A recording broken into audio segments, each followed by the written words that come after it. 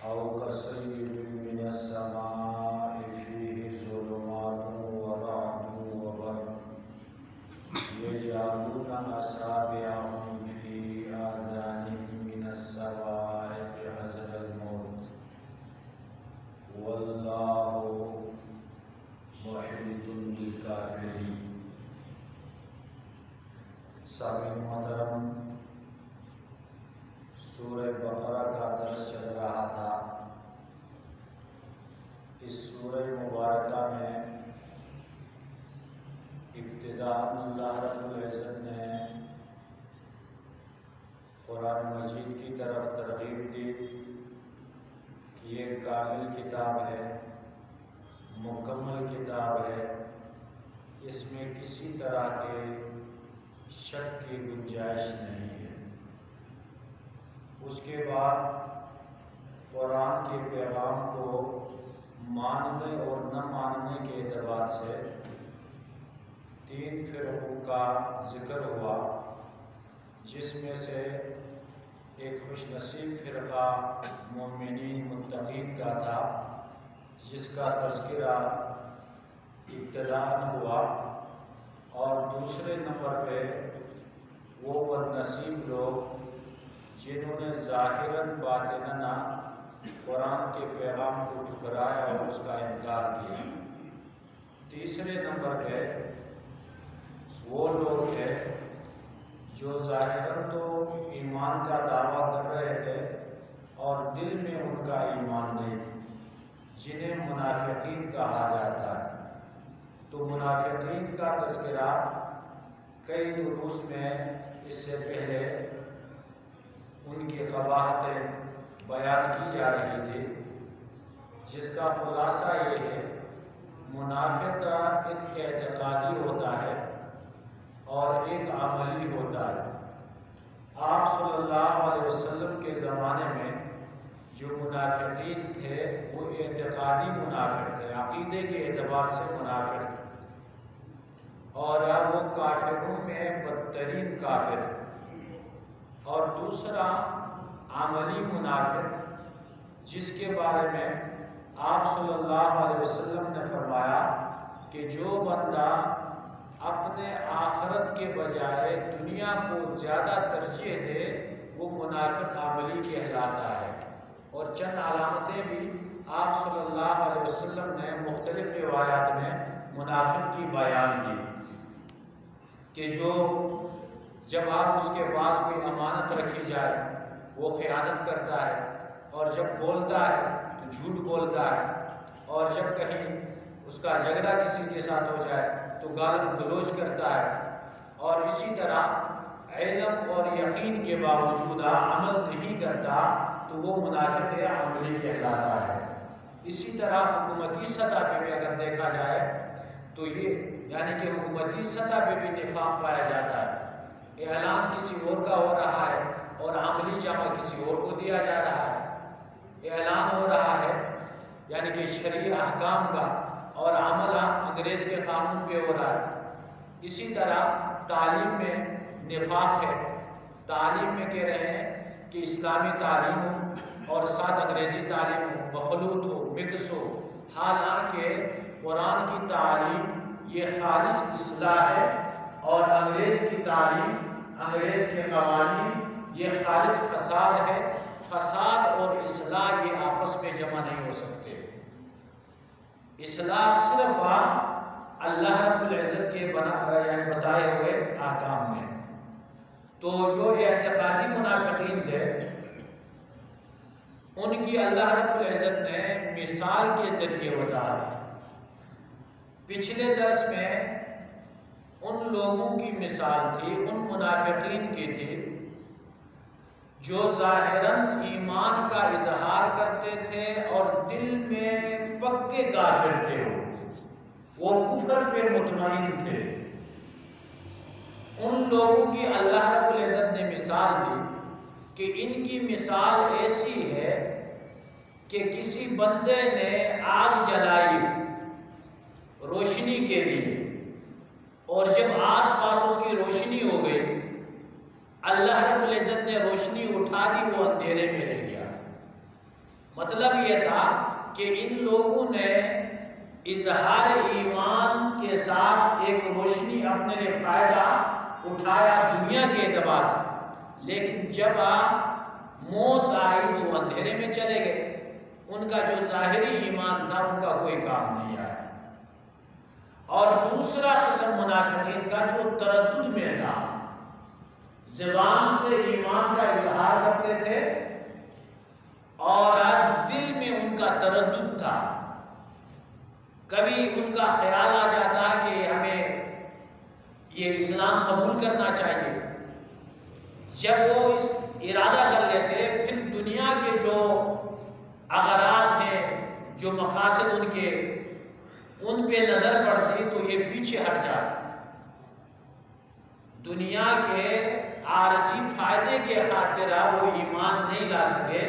ان کا ذکر اللہ رب العزت نے اس مثال میں کیا، فرمایا او کصیب من السماء، یا ان لوگوں کی مثال اس بارش کی طرح ہے جو آسمان کے طرف سے اترتا ہے۔ اللہ رب العزت نے پہلے والی قسم کی مثال دی آگ کے ساتھ، اور دوسروں کی مثال دی پانی کے ساتھ۔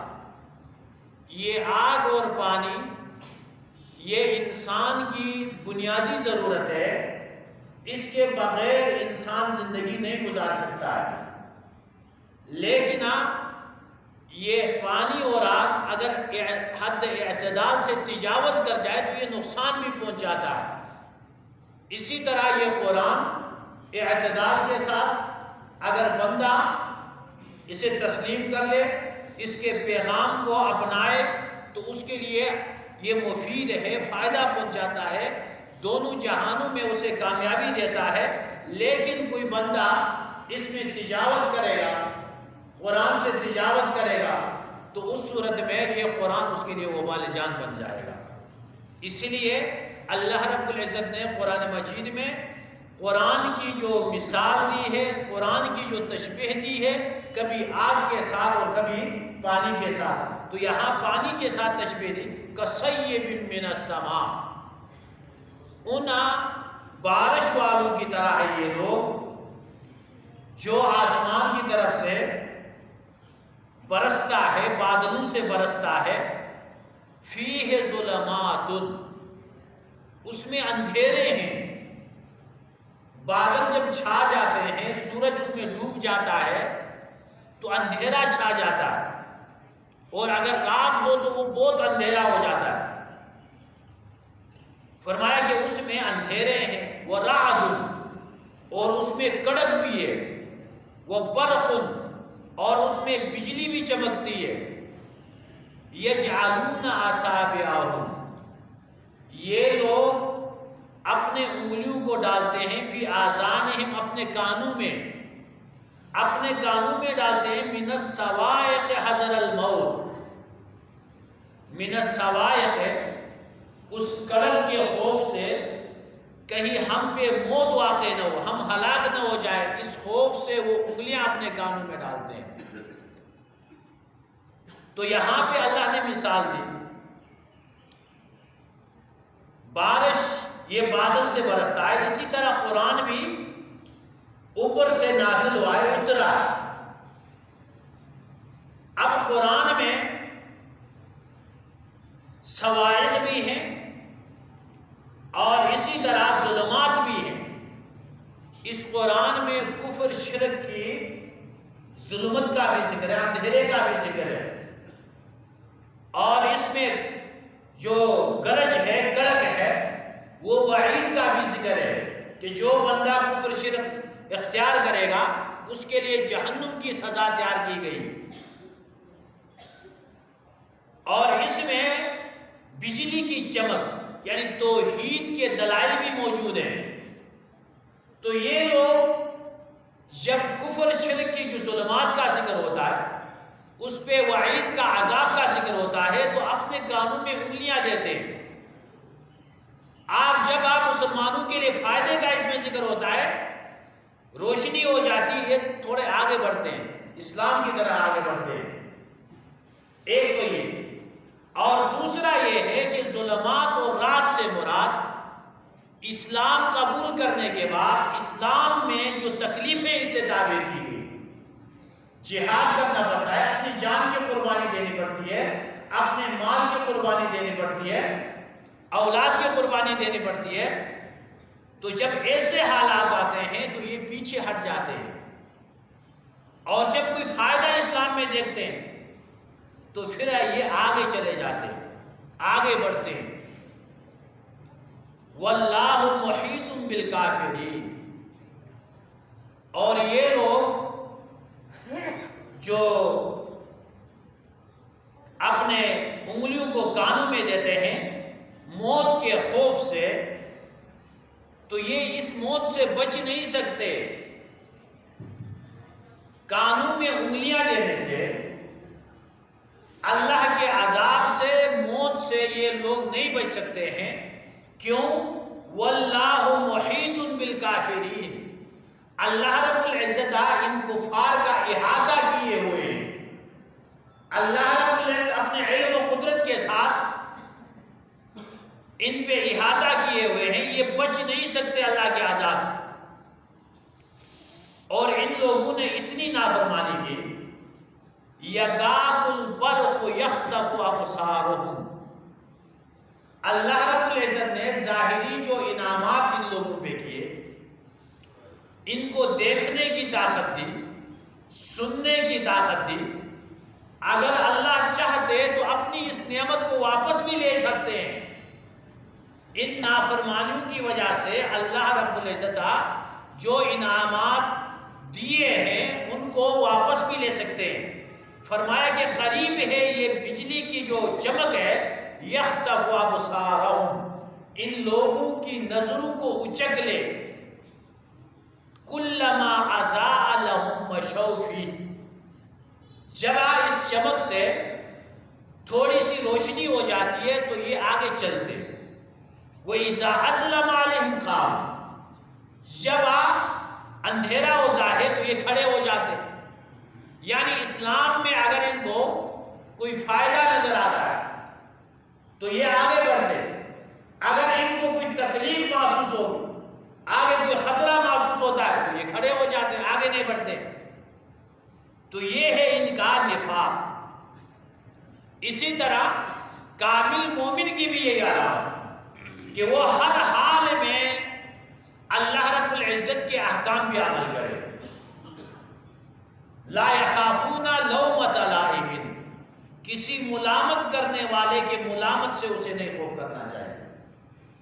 ایک بندہ نماز روزے کا پابند ہے، متشرع ہے، لیکن اب رسم رواج اس کے مقابلے میں آ گیا، شادی بیاہ کا موقع ہے اور وہاں پہ رسومات ہیں طرح طرح کے۔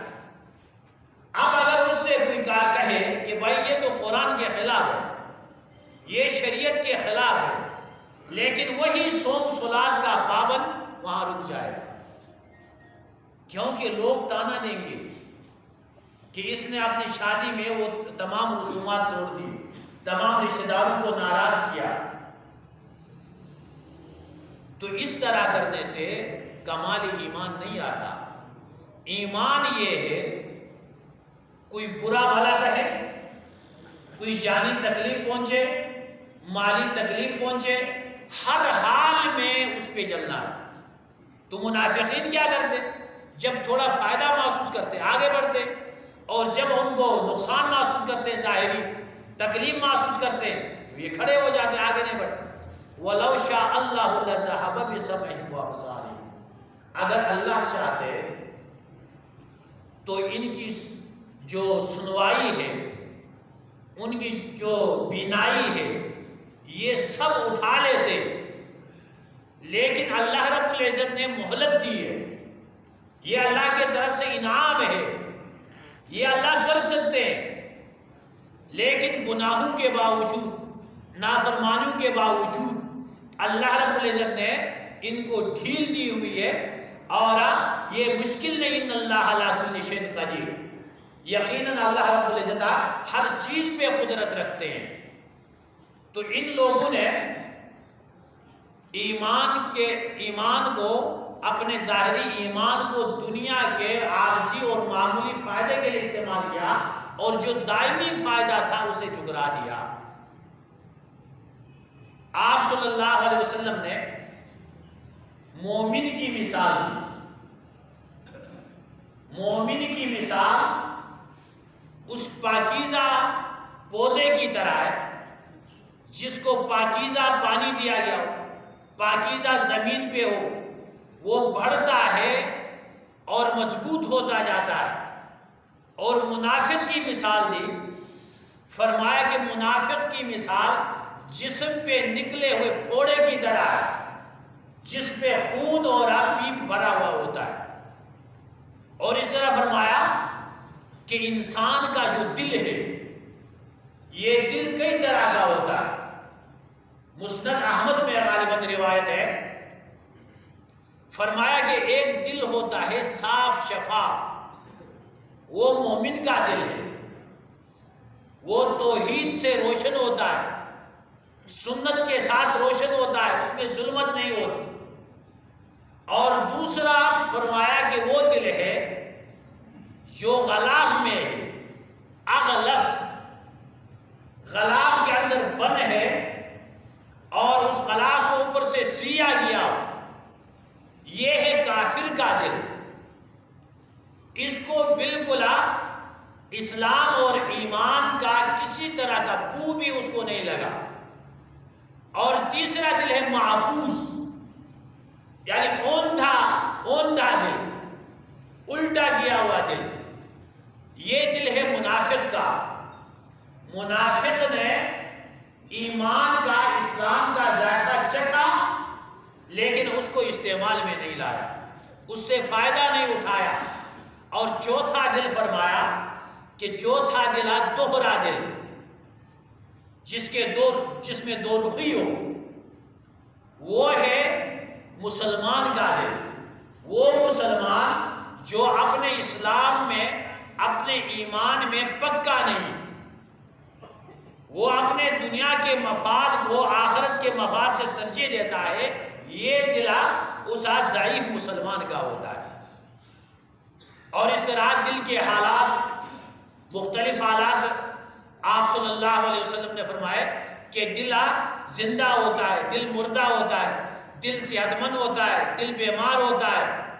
تو یہ جو دل زندہ ہے، یہ دل وہ دل ہے جس میں توحید ہو، جس میں کفر شرک ہے وہ مردہ ہے، جس میں سنت اور اعمال ہے صحت مند ہے، اور جس میں بدعات اور رسومات ہے وہ بیمار ہے۔